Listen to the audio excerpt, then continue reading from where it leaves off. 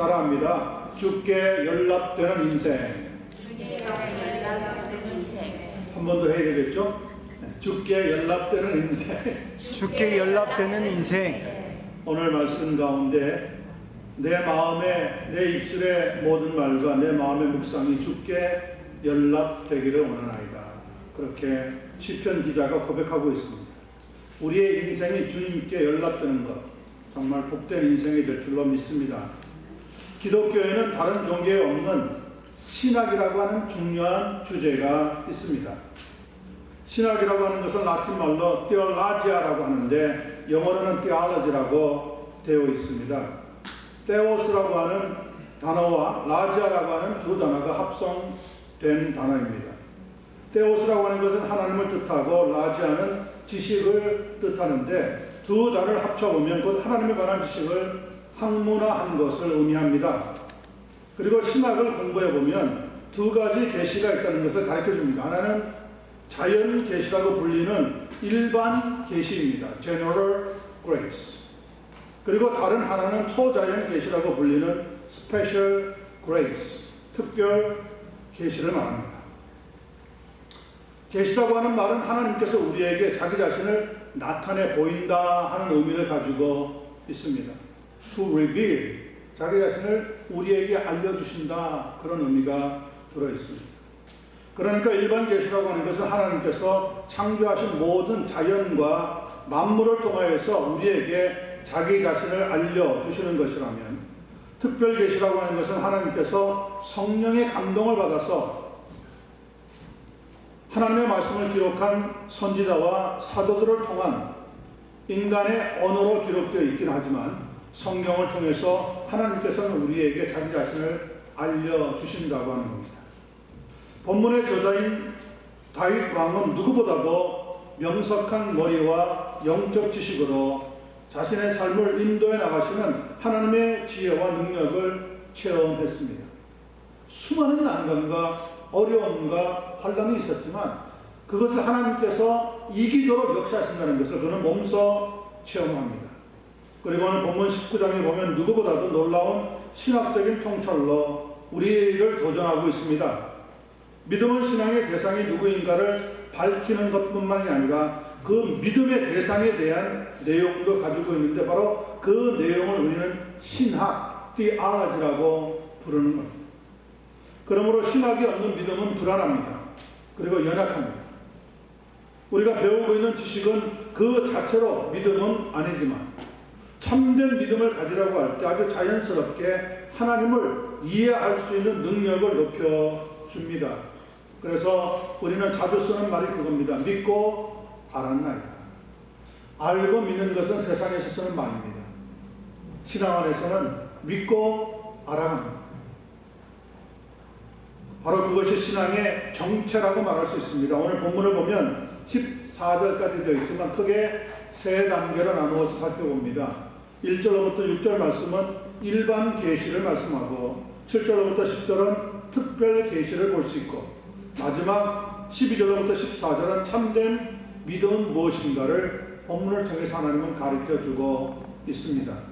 하나님의 은혜가 말씀을 들을 때 우리 심령 속에 충만하게 임하게 되기를 간절히 소원합니다. 네. 1절로부터 6절 말씀을 먼저 살펴봅니다.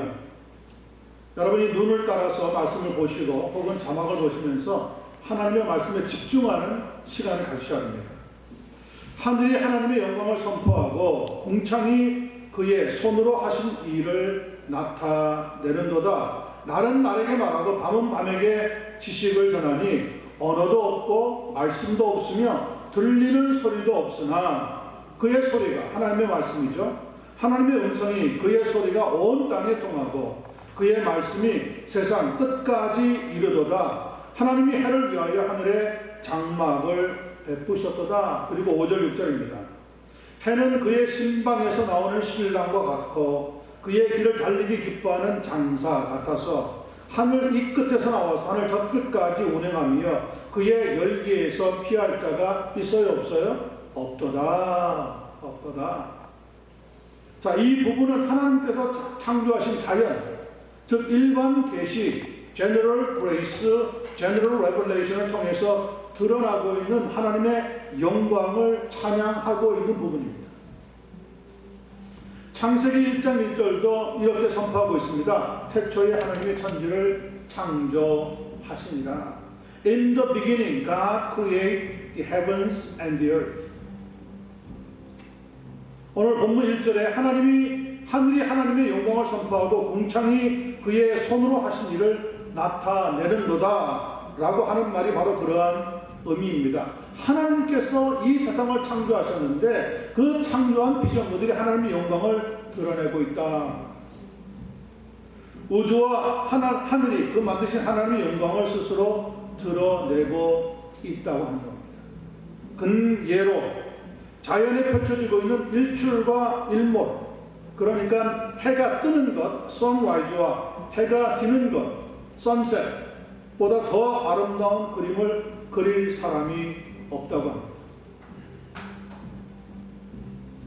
일몰과 일출을 보기 위해서 수많은 사람들이 몰려가는 것도 그 자연의 광대한 그림이 하나님의 영광을 드러낸다는 것을 성경이 증거하고 있다는 거죠. 종교개혁자였던 존 켈빈은 이렇게 이야기합니다. 이 세상은 그러므로 하나님의 영광을 나타내는 무대이다. 꼭 저는 그 말이 들어맞는 말씀이라고 생각합니다. 그뿐 아닙니다. 날과 밤, 달과 별, 그리고 자연에서 들려오는 바람소리, 빗소리, 파도소리 등등 하나님의 모든 솜씨를, 그 자연을 창조하신 솜씨를 다 드러내고 있다는 거예요. 하나님께서 이 세상의 모든 만물을 지으시고 나서 성경은 뭐라고 얘기합니까? 하나님 보시기에 참 좋았다. It looks so good to God. 하나님 보시기에 그렇게 좋았다는 거죠. 하나님이 지어놓고 나서도 이 세상을 보니까 that's a masterpiece. 걸작품이라는 거예요. 너무 아름답게 지어졌다는 거예요. 그 사실을 로마서 1장 19절과 20절도 이렇게 우리 앞에 증거하고 있습니다. 이는 하나님을 알만한 것이 그들 속에 보임이라 하나님께서 이를 그들에게도 보이셨느니라. 창세로부터 그의 보이지 아니하는 것들 곧 그의 영원하신 능력과 신성이 그의 만드신 만물을 분명히 보여 알려졌나니 그러므로 그들이 핑계하지 못할지니라. 이 세상과 우주와 자연을 잘 살펴보면 그 안에 하나님을 알만한 요소가 분명히 들어있다는 거예요. 그런데도 불구하고 하나님이 아니 계시다고 부정하는 사람들이 있습니다. 그 사람들은 이 세상이 저절로 생겨났다는 거예요. 저절로 생겨났다는 거예요. 그런 사상을 가르쳐서 우리는 진화론이라고 일반적으로 부릅니다. 그러나 성경은 진화론이 아니라 창조론을 말씀하고 있습니다. 누구도 하나님을 모른다고 그러므로 핑계하지 못할 것이라고 분명히 우리에게 말씀하고 있습니다. 여러분, 이 세상을 하나님이 지으셨다는 것을 분명히 믿을 수 있는 줄로 확신합니다. 아멘. 1990년대에 방영됐던 영화 중에 포레스트 검프라고 하는 아주 흥미로운 영화가 하나 있습니다. 거기 나오는 주인공은 IQ가 75가 채 되지 않는 사람으로 약간은 우리가 생각하기에 좀 핸디캡이 있다 이렇게 부르는 사람입니다. 그래서 그는 친구들 사이에 아주 왕따를 당합니다. 다리도 핸디캡이라 보조목을 차고 걸어 다녀야 하는데 어느 날 아주 성가시게 그는 동네 친구들을 피해서 달리다가 자기가 뛰는 것을 잘한다는 것을 발견하게 되어집니다.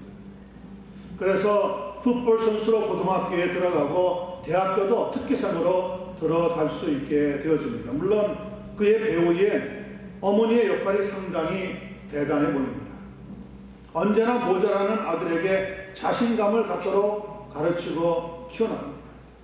나중에 베트남 전쟁에 나가서도 다른 군인들을 돕다가 전쟁터에서 무사히 돌아오고 또 돌아와서는 배를 사서 새우잡이를 했는데 그걸 통해서 돈도 벌게 되어집니다. 똑똑하지 못하고 지능이 낮은데도 불구하고 그는 큰 성공을 거두는 사람이 되어진다는 겁니다. 그리고는 자기가 번 그 많은 돈들을 병원과 교회에 기부합니다. 그리고 전쟁터에서 죽은 자기 전후의 유가족들에게 나누어 주었습니다. 그는 항상 자기 자신에게 네 인생의 의미가 무엇이냐 하고 물었던 자기 어머니를 떠올립니다.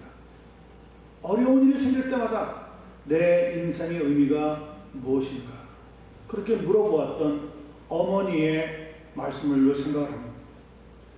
여러분의 인생의 의미는 무엇입니까? 저는 이렇게 대답할 수 있습니다. 그것은 하나님이 누구신지 믿고 그 하나님을 자꾸 알아가는 것이 인생의 참 의미랍니다. 시편 14편 1절부터 3절은 우리에게 이렇게 경고합니다. 어리석은 자는 그의 마음에 이르기를 하나님이 없다 하는도다. 그들은 부패하고 그 행실이 가증하니 선을 행하는 자가 없도다. 여호와께서 하늘에서 인생을 두고 살피사 지각이 있어 하나님을 찾는 자가 있는가 보려 하신즉 다 치우쳐 함께 더러운 자가 되고 선을 행하는 자가 없으니 얼마나 있어요? 하나도 없도다. 한 사람도 하나님을 찾는 사람이 없다는 거예요. 다 자기 욕심에 쌓여서 살아가지 하나님의 마음에 드는 사람이 하나도 없더라고 기록해놓고 있습니다. 하나님을 찾지 않고서는 그러나 인생의 참 의미를 발견할 수 없다는 것이 성경의 결론입니다. 그렇습니다. 인간은 죄 때문에 하나님을 볼 수 있는 눈이 멀어버렸습니다. 피조물인 자연은 언어도 없고 말씀도 없고 들리는 소리도 없지만 하나님이 계시다고 매일 몇 시간 온 세상에 전파하고 있는데 만물의 영장인 사람들은 창조주이신 하나님을 부인하면서 오히려 그 자연을 우상으로 섬기고 있기 때문에 성경은 말씀합니다. 그런 사람들은 어리석은 사람들이다.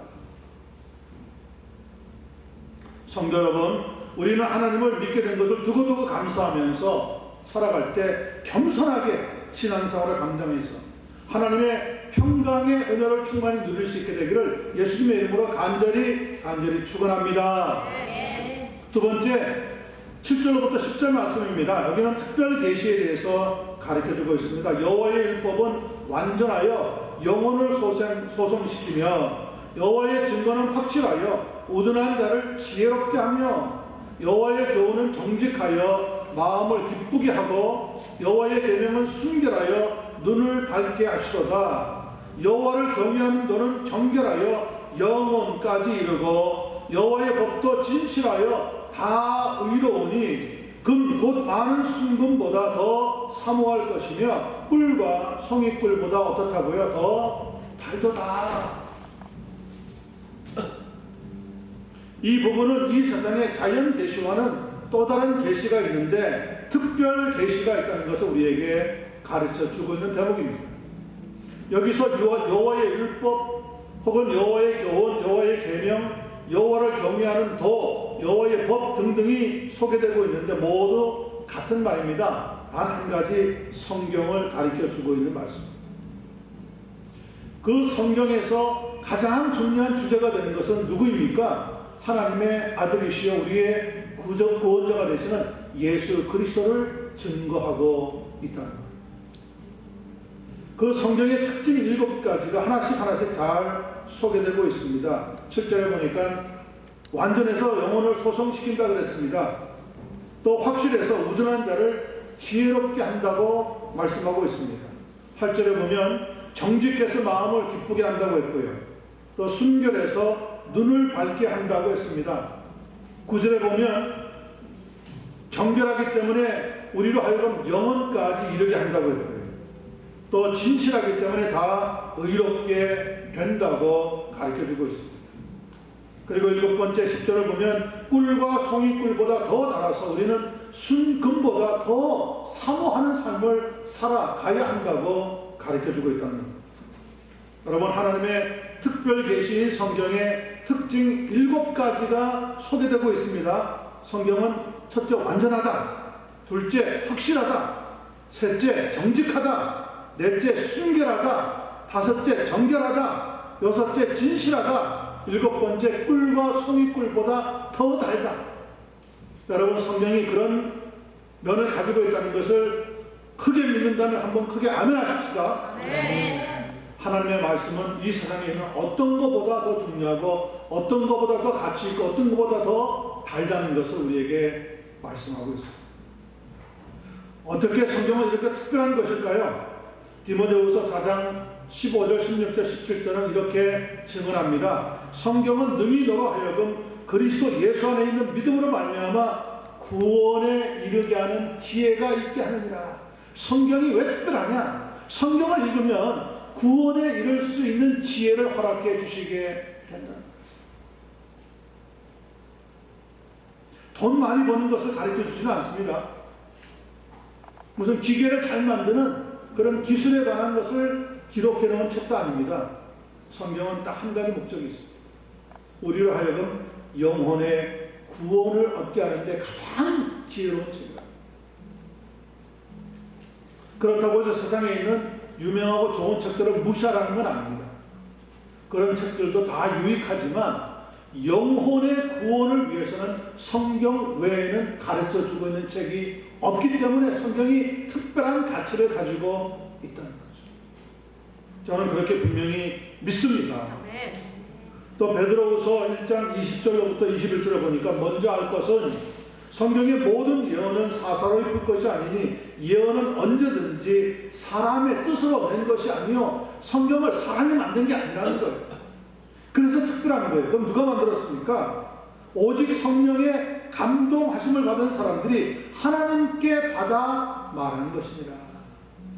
하나님이 들려주시는 말씀을 하나님의 특별한 은혜를 입은 사람들이 그 말씀을 받아가지고 너무 아까우니까, 너무 귀하니까, 너무 가치가 있으니까 책에 남겨놓은 것이 모아지고 편집되어져서 성경이라고 하는 모습으로 우리에게 나타나게 되었다는 거예요. 그런데 이 성경의 특별성이 어디에 있느냐? 성경의 말씀을 읽으면 구원에 이룰 수 있는 지혜를 허락해 주게 된다는 거예요. 왜냐? 성경의 가장 핵심적인 클라이막스, 그 한복판에 소개되고 있는 분이 누구냐? 예수 그리스도를 소개하고 있다는 거예요. 구약에서는 오실 메시아, 신약에서는 오실 메시아를 이미 각각 소개해주고 있다는 거죠. 그러므로 그 메시아이신 하나님의 아들 예수 그리스도를 만나면 그럼 누구를 만나게 되느냐? 하나님을 만나게 된다는 거예요. 그러나 예수 그리스도를 거치지 않고 하나님을 만나려고 하면은 하나님을 혹시 만난다고 하더라도 만날 수도 없겠지만 우리는 죄인이고 하나님은 100% 순결하신 분이기 때문에 그 앞에 서는 순간 우리는 타서 죽거나 죄인은 하나님을 만날 수가 없어요. 그래서 하나님이 사람으로서 우리에게 찾아오셨는데 그렇게 찾아오신 성육신한 하나님이 누구냐? 바로 예수 그리스도 그분이라고 성경이 가르쳐주고 있습니다. 중요한 것은 성경은 하나님의 감동으로 됐고요. 그 성경을 쓸 때 오직 성령의 감동하심을 받은 사람들이 하나님께 받아서 기록했기 때문에 성경은 특별하다는 것을 강조하고 또 강조하고 있다는 사실입니다. 그래서 성경을 읽고 배우면 죄를 깨닫게 되고요. 회개하게 되고요. 죄 용서함을 받아서 하나님의 자녀가 되어지는 줄로 믿습니다. 아멘. 에베소서 2장 8절 9절입니다. 너희는 그 은혜에 의하여 믿음으로 말미암아 구원을 받았으니 이것은 너희에게서 난 것이 아니요 하나님의 뭐라고요? 선물이라. It is the gift of God. 구원은 하나님이 우리에게 주시는 선물이랍니다. 선물. 최고의 선물이죠. 최고의. 행위에서 난 것이 아니니 이는 누구든지 자랑하지 못하게 합니다. 사람과 사람 사이에서만 선물을 주고받는 게 아니라 하나님도 우리에게 선물을 주신다는 거예요. 그 선물은 예수 그리스도를 통하여서 우리의 힘으로 얻을 수 없는 영생, 즉 구원이라고 하는 선물을 허락해 주시게 되었다는 거죠. 지금도 러시아에서 존경받는 인물 두 사람이 있는데 톨스토이와 도스토옙스키라고 하는 사람입니다. 톨스토이가 쓴 부활이라든지 도스토옙스키가 쓴 죄와 벌은 누구나 한 번은 꼭 읽어봐야 하는 책으로 추천이 된다고 합니다. 그들의 책에 나오고 있는 주인공들은 그런데 모두 다 시베리아로 유보를 떠납니다. 그런데 그 혹독한 추위의 시베리아에서 이 주인공들의 미래는 절망보다는 희망적인 삶으로 점차 변화가 되어져 나갑니다. 그 혹독한 시베리아 한복판에서 무엇 하나 제대로 볼만한 것도 없는 험지에서 그들은 어떻게 점점점 자신들의 삶을 변화시켜 나갑니까? 바로 하나님의 말씀을 믿고 살아남을 수 있기 때문에 그렇습니다. 아멘. 이런 말이 있습니다. 시베리아의 단조로움이 유일하게 읽을 수 있도록 성경을 붙잡게 만들었다. 그리고는 죽음을 벗어나서 절망과 죽음의 땅을 생명과 부활의 땅으로 일구어 내게 됩니다. 하나님의 아들이신 예수님을 믿으면 시베리아와 같은 허허벌판에서도 우리를 도우시는 하나님의 능력을 체험하게 될 줄로 믿습니다. 아멘. 로마서 5장 3절입니다. 우리가 환난 중에도 즐거워하나니 왜 그렇습니까? 환난은 인내를 낳고 인내는 연단을 낳고 연단은 소망을 이루게 되는 줄 압니다.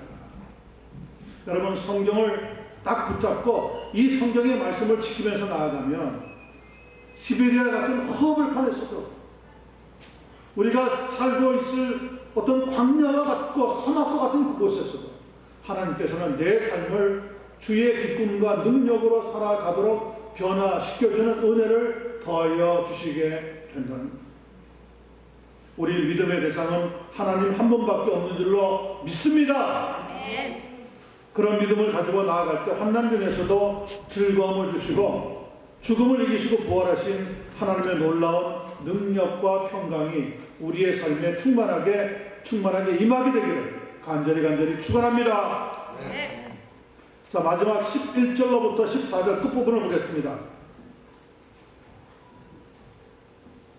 또 주의 종이 이것으로 경고를 받고 이것을 지킴으로 상이 크나이다. 우리를 가리켜서 뭐라고 부릅니까? 주의 종이라고 부릅니다. Servant of God. 하나님의 종이라. 하나님의 종.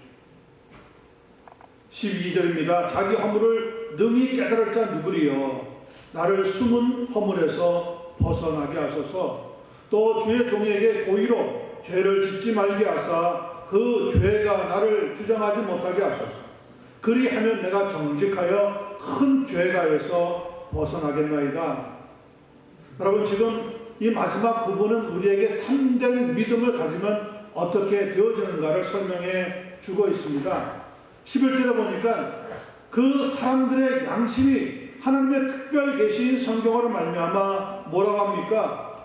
경고를 받고 그 하나님의 말씀을 지키게 된다고 말씀하고 있습니다. 너 그거 하면 안 돼. 그거는 나쁜 일이야. 그렇게 하면 죄를 낳는 거야. 그렇게 하면 하나님 기뻐하시지 않아. 하나님은 말씀을 읽을 때 우리에게 계속하여 경고의 말씀을 줍니다. 여러분, 자동차를 타고 갈 때 갑자기 빨간 불이 들어오든지 소리가 나면서 알람이 삐삐삐 하면 어떻게 합니까? 몰라, 나는 그런 거 하고 그냥 차를 몰고 막 달립니까? 그랬다가는 1시간도 안 돼가지고 차에서 불나버립니다. 빨간불이 딱 들어오고요. 소리가 나기 시작하면 빨리 멈춰야 합니다. 알람은 경고의 음성이에요. 그 소리를 무시하면 여러분의 삶이 어떻게 될지 아무도 장담할 수가 없어요.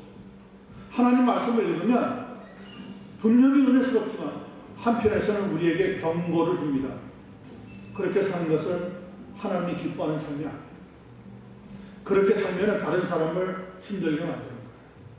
그렇게 하다가는 너도 하나님 앞에 쓰러질 수밖에 없어. 믿음 생활을 하는 것은 하나님의 경고의 말씀을 잘 듣는 것이 귀한 믿음으로 이어지게 되었습니다. 두 번째 12절은 뭐라고 얘기합니까? 자기의 허물을 능히 깨닫고 성경을 통하여서 숨은 허물에서 벗어나게 된다고 했습니다. 여러분, 내가 저지른 허물, 내가 저지른 잘못 발견하는 것은 누구나 할 수 있습니다. 세상에서도 합니다. 그걸 가지고 재판정에서 판단도 하지 않습니까? 그런데 성경은 겉으로 드러난 허물만 판단하는 것이 아니라 숨어있는 허물. 내가 생각으로만 범죄했던 허물, 다른 사람에게는 참 아직 발산하지 못했던 나의 실수와 나의 잘못된 생각들까지도 하나님 말씀은 다 드러내게 만들어준다. 왜 사람들이 여러분 성경을 잘 읽지 않으려고 하는지 아십니까? 물론 성경을 읽는 것이 어려우니까 그럴 수도 있습니다. 시간이 많이 걸리니까 그럴 수도 있습니다. 그런데 신앙생활을 조금만 더 깊이 해보신 분이면 금방 알 겁니다. 성경을 읽으면 뭐가 드러나요? 나의 숨은 허물이 드러나요. 내가 숨기고 있는 나의 연약한 부분들이 마구 드러나요. 그래서 하나님 말씀을 대하면 두려워질 수밖에 없는 거예요. 하나님을 만나면 그러므로 하나님을 경외할 수밖에 없는 거예요. 하나님을 두려워하고 그 앞에 벌벌 떨 수밖에 없는 거예요. 사람 앞에서 아무리 담대해도 하나님 앞에 서면 누구나 다 벌벌 떨 수밖에 없어요. 뭐냐? 하나님은 우리의 겉만 보시는 것이 아니라 우리의 중심까지도 꿰뚫어 보십니다. 나의 오늘날만 보시는 것이 아니라 나의 과거까지 많이 다 알고 계시겠죠. 내가 과거에 하나님 앞에 어떤 일을 잘못했는지, 하나님이 하지 말라고 한 어떤 부끄러운 일을 했는지 성경을 통해서 다 숨은 허물까지도 드러나게 만들어요. 그런데 그 드러나는 것이 부끄러운 일이 아니라 하나님으로부터 죄 용서를 받을 수 있는 은혜의 기회가 된다는 것을 여러분 믿고 또 믿게 되기를 간절히 소원합니다. 아멘. 그래서 하나님은 우리에게 특별히 회개라고 하는 도구를 주셨어요. 회개하면 하나님은 다 잊어버린다.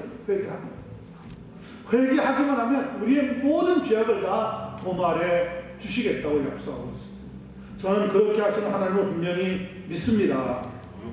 그 13절에 보니까 주의 종이라고 불리는 성도들이 고의로 죄를 짓지 않게 만들면서 그들의 삶이 정직하게 살도록 역사하는 것이 뭐라고요? 믿음 생활의 본질로 이끌어주는 것이라는 거죠. 고의로 죄를 짓지 않는 거예요. 고의로. 어떤 사람들은 하지 말라고 하면 더 하는 사람들이 있잖아요. 아, 그거 하면 별로 좋아하는 게 아닌데 그럼 뭐라 그럽니까? 나는 상관 안 해. 그러다가 거꾸로지는 거예요. 그러다가 넘어지는 거예요. 하나님 앞에 머리를 빳빳이 쳐들다가 다치는 거예요.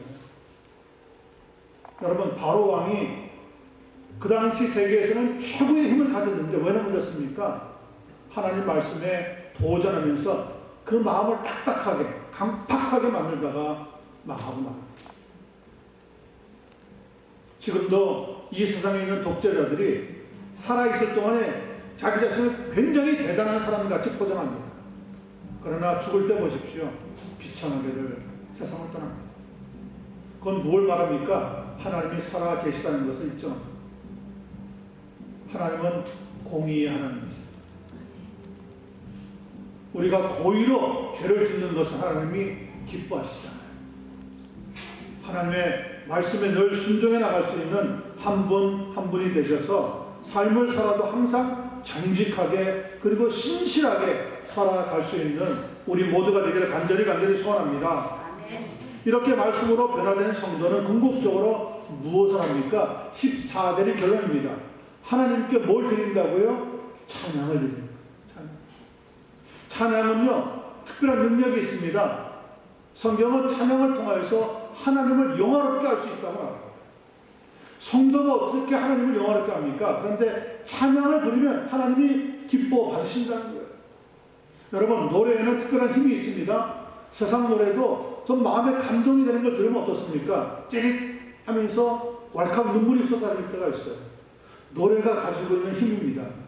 그런데 찬송은 누구를 기쁘게 해요? 하나님을 영화롭게 해요. 그래서 여러분의 입에서 세상 노래보다도 하나님의 향한 찬송과 찬양이 많이 불려지는 은혜를 더 듣게 되기를 간절히 소원합니다. 두 번째, 찬양이라고 하는 것은 우리가 가지고 있는 문제를 해결할 수 있는 능력을 가지고 있습니다. 바울과 실라라고 하는 두 사도가 복음을 전하다가 붙잡혀가지고 빌립보 감옥의 벽에 쇠 사슬에 매여 있었습니다. 그런데 한밤중에 기도하면서 찬송을 부르는데 갑자기 지진이 나면서 옥문이 흔들리고 쇠사슬이 다 풀려버렸어요. 얼마나 빌립보 간수가 놀랬는지 뛰어들어오면서 어디 이 죄인들이 어디로 갔나? 혹시 도망갔다면 나는 이제 내리면은 문짝을 당해서 목이 당장 잘라지는 건데 미리 죽어야 되겠다. 그리고 칼을 갖다 대는 순간에 바울이 이야기합니다. 우리는 여기 있으니까 당신의 몸을 해하지 마십시오. 그 말을 듣는 순간에 그 빌립보 간수는 바울 앞에 무릎을 꿇습니다. 그리고 이렇게 이야기합니다. 선생이여, 내가 어떻게 하여야 구원을 얻을 수 있습니까? 보통 사람이 아니라는 걸 금방 눈치채는 거예요. 수많은 사람들이 감옥에 들어왔다 나가고 죽어나가는 사람들을 보았는데 이 사람들은 지금 딱 보니까 들어오는 시간부터 지금 도망갈 수 있는 기회가 왔는데도 가지 않고 그 자리에 딱 앉아있는데 이분들은 보통 사람이 아니라는 걸 깨달았어요. 아, 하나님의 특별한 사람이다. 무릎을 꿇습니다. 어떻게 하면 내가 구원을 얻을 수 있겠습니까? 그때 사도들의 입에서 흘러나온 말씀이 무엇입니까? 주 예수를 믿어라. 그리하면 너와 내 집은 구원을 얻으리라. 주 예수를 믿어라. 찬송을 부르면 주 예수를 믿는 마음이 자꾸 흘러 넘치게 되어집니다. 그리고 세 번째, 찬양을 많이 부르면 우리 몸에 붙어있는 질병이 그리고 우리에게 미혹하고 있는 악신이 떠나게 되었습니다. 사울 왕이라고 하는 사람이 다윗이 너무 잘 나가니까 시기해서 그를 죽이려고 하다가 그에게 악신이 달라붙어 버렸습니다. 그래서 악신 때문에 우울증이 걸리고 심한 마음의 번민을 가지고 있는데 다윗이 와서 하프를 치면서 찬송을 부르는데 성경에 보니까 악신이 떠나감으로 상쾌함을 얻었더라. 여러분 아플 때 찬송을 불러보세요. 그러면 하나님이 이상하죠. 병이 나올 수 있는 능력으로 역사하는 것을 체험하게 되죠. 찬송을 안 불러본 분들은 잘 몰라요. 아, 목사님 나는 목소리가 나빠서 찬송을 잘 못 부릅니다. 못 부르는 게 어디 있어요? 하나님은 우리가 박자 잘 맞추면 아 잘한다 박수치고 뭐 노래를 거창하게 이어나가면 아 대단한 사람이구나 하고 하나님이 우러러보는 게 아니에요. 하나님은 박자, 뭐 음정, 가사 상관없어요. 우리의 마음으로 부르는 찬양을 들으시면 기뻐하십니다. 찬양을 많이 부르시게 되기를 바랍니다. 그럴 때 하나님이 우리의 마음속에 감동을 주셔서 내게 있는 문제를 떠나가도록 역사해 주시게 될 줄 믿습니다. 그것이 바로 오늘 14절입니다. 나의 반석이시여 나의 구속자이신 여호와여 내 입의 말과 마음의 묵상이 주의 앞에 연락되기를 원하나이다. 한번 불러볼까요? 이 말씀을 가지고 만들어진 찬양이 있습니다. 여러분들이 아마 이전에 많이 불러보았을 찬양인데요. 나의 입술의 모든 말과 같이 한번 불러보겠습니다.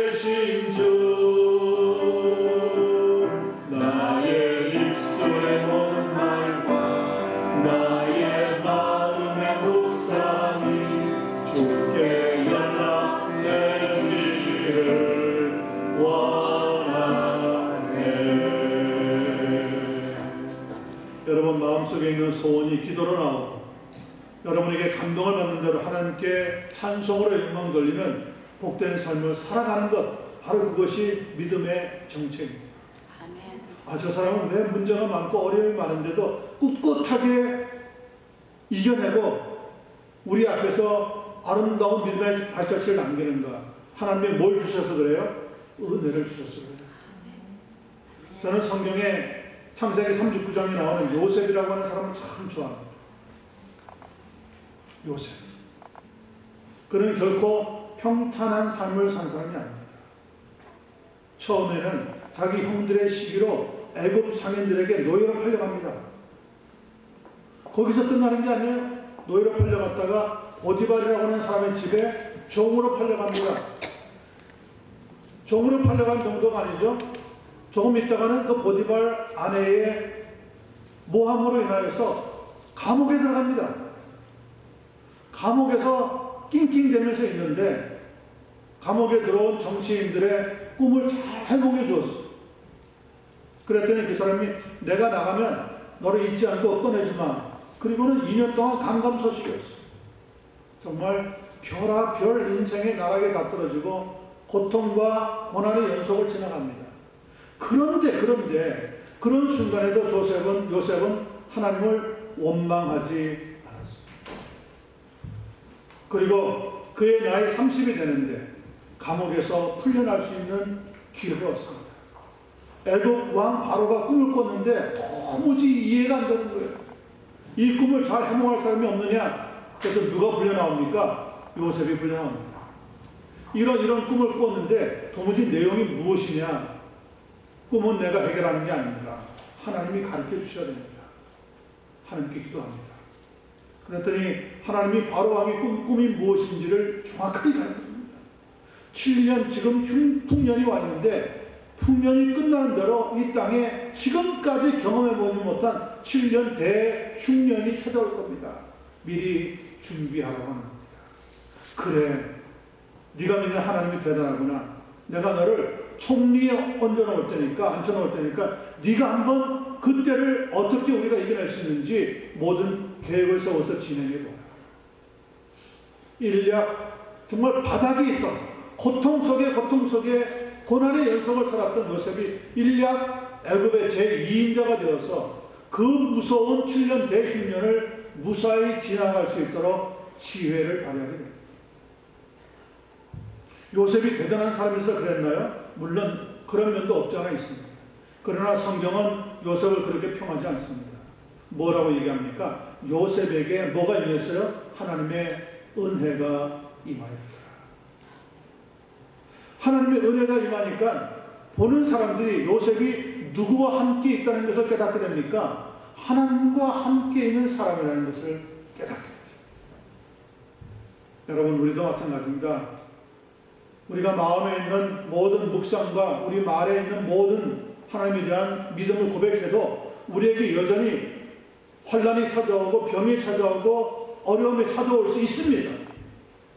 그럴지라도 우리는 무엇을 해야 합니까? 하나님을 향하여서 원망을 합니다. 사람을 향하여서 불평을 합니다.